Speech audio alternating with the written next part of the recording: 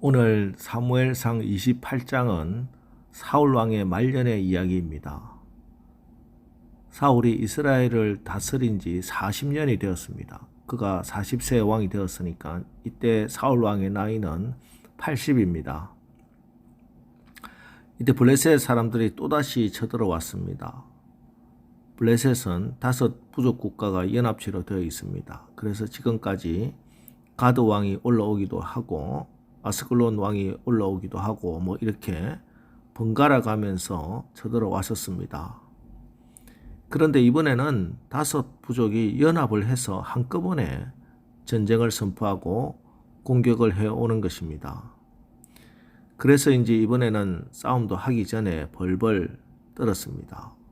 5절 사울이 블레셋 사람들의 군대를 보고 두려워서 그의 마음이 크게 떨린지라.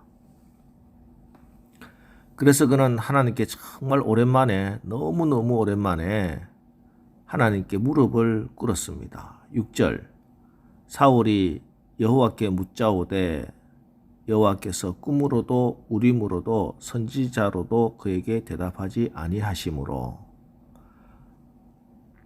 꿈, 우림, 선지자, 그 당시 구약시대에 하나님이 계시하시던 방법입니다. 그런데 꿈으로도 우림으로도 선지자로도 하나님이 전혀 응답을 하시지 않는 것입니다. 워낙 기도를 하지 않았기 때문에, 워낙 하나님의 뜻을 묻지 않았기 때문에, 워낙 하나님 앞에 엎드리고 구하지 않고 하나님께서 말씀하실 때마다 불순종했던 사울이었기 때문에 이제 하나님과 완전히 관계가 단절된 상태입니다. 그런데 여러분, 이게 한순간에 그렇게 된 게 아닙니다. 사무엘상 13장 13절 사무엘이 사울에게 이르되 왕이 망령되이 행하였도다. 왕이 왕의 하나님 여호와께서 왕에게 내리신 명령을 지키지 아니하였도다. 그리하였더라면 여호와께서 이스라엘 위에 왕의 나라를 영영히 세우셨을 것이거늘. 또 사무엘상 15장 23절 이는 거역하는 것은 점치는 죄와 같고 완고한 것은 사신 우상에게 절하는 죄와 같음이라. 왕이 여호와의 말씀을 버렸으므로 여호와께서도 왕을 버려 왕이 되지 못하게 하셨나이다 하니. 그리고 이제 오늘 본문 6절과 16절입니다. 사울이 여호와께 묻자오되 여호와께서 꿈으로도 우림으로도 선지자로도 그에게 대답하지 아니하시므로. 사무엘이 이르되 여호와께서 너를 떠나 내 대적이 되셨거늘 내가 어찌하여 내게 묻느냐. 자, 이러한 성경의 증거에서 우리는 사울 왕이 점점 더 하나님과 멀어져 가고 있음을 알 수 있습니다. 그 정도가 점점 심해져서 결국은 하나님과 원수가 되는 지경에 이르렀습니다. 자, 그럼 어떻게 해야 되겠습니까? 이럴 때 사울이 살 수 있는 길이 무엇입니까? 우리가 하나님과 너무 오랜 기간 소통하지 않으면은, 너무 오랜 기간 하나님께 무릎 꿇어서 묻지 않을 때 하나님은 우리에게 말씀으로도 사람으로도 우리의 느낌으로도 우리 마음의 감동으로도 전혀 응답하지 않을 때가 있을 수 있습니다. 그때 여러분 어떻게 해야 합니까? 많은 분들이 이럴 때 기도를 포기합니다. 하지만 복음서에 나오는 소경 바디메오를 보세요. 수로보니게 여인을 보세요. 이들은 예수님께 간절히 구했습니다. 다윗의 자손 예수여 나를 불쌍히 여기소서. 그러나 그때 예수님은 바디메오에게도 수로보니게 여인에게도 응답하지 않았습니다. 사람들은 웬 거지 소경이 소리를 지르느냐고 그를 구박하고 학대하고 동냥그릇 발로 차버립니다. 심지어 귀신 들린 딸의 어머니는 예수님조차 한 말씀도 안 하시고 나는 이스라엘 집에 잃어버린 양 외에는 다른 데로 보내심을 받지 아니하였노라. 그리고 심지어는 자녀의 떡을 취하여 개들에게 던짐이 마땅하지 아니하니라 이렇게까지 외면했습니다. 이때 바디메오나 이 수로보니게 여인이 취할 선택은 2가지 중 하나입니다. 그냥 포기하고 기도를 멈추든지 아니면은 더 크게 소리 지르든지. 바디메오와 이 여인은 후자를 택했습니다. 더 크게 소리 질러 예수님을 찾았습니다. 더 주님께 가까이 나갔습니다. 다윗의 자손 예수여, 나를 불쌍히 여기소서. 주여, 올소이다마는 개들도 제 주인의 상에서 떨어지는 부스러기를 먹나이다. 그때 예수님께서 가시던 걸음을 멈추고 내가 너에게 무엇을 하여 주기를 원하느냐. 주여, 내가 보기를 원합니다. 내 믿은 대로 될지어다. 여자여, 내 믿음이 크도다. 내 소원대로 되리라. 5만 번의 기도가 응답되었다는 기도의 사람 조지 물러는 이렇게 말씀합니다.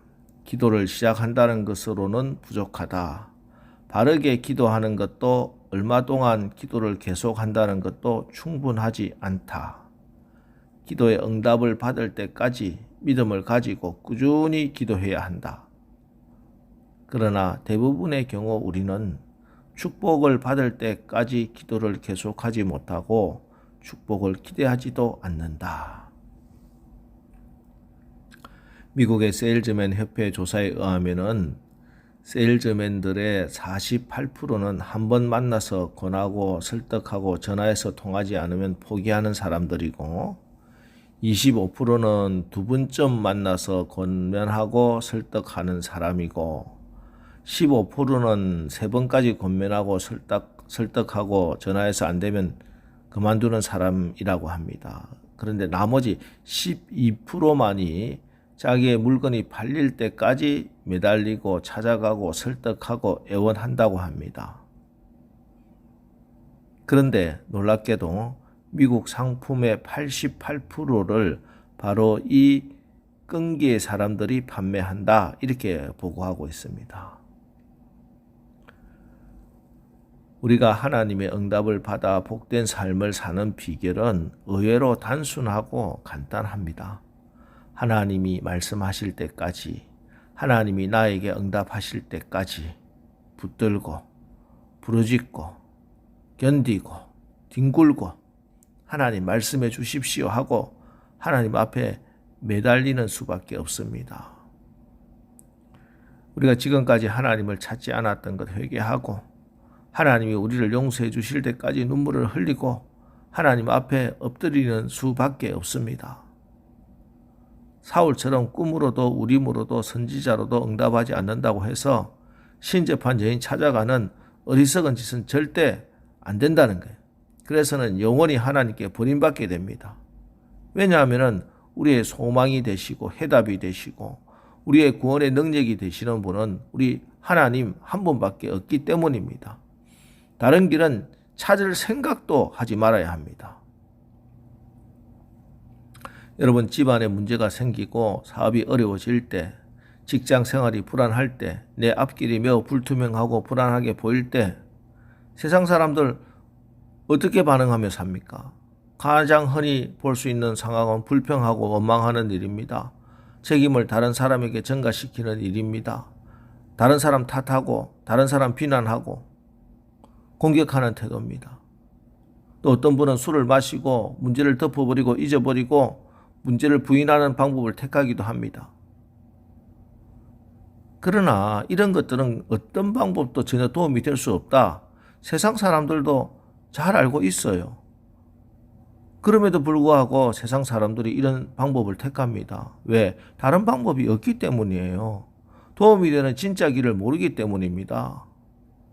그러나 우리는 다릅니다. 우리에게는 하나님 계십니다. 이 문제를 능히 해결할 수 있는 하나님의 능력이 있습니다. 문제를 끌어안고 정면 돌파하는 겁니다. 바로 기도하는 겁니다. 끝까지 포기하지 않고 기도하면은 깨닫게 하시고 나를 변화시켜 주시고 문제를 이길 힘과 용기와 지혜를 받고 문제가 해결되는 겁니다. 여러분, 우리의 영이 죽고 사는 것 기도에 있습니다. 하나님께 간절하게 구해야 됩니다.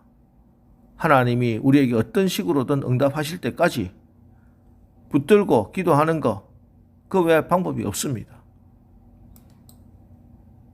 여러분, 오늘 이 자리에 우리가 하나님의 뜻을 묻고 하나님의 마음을 구하기 위해서 나왔습니다.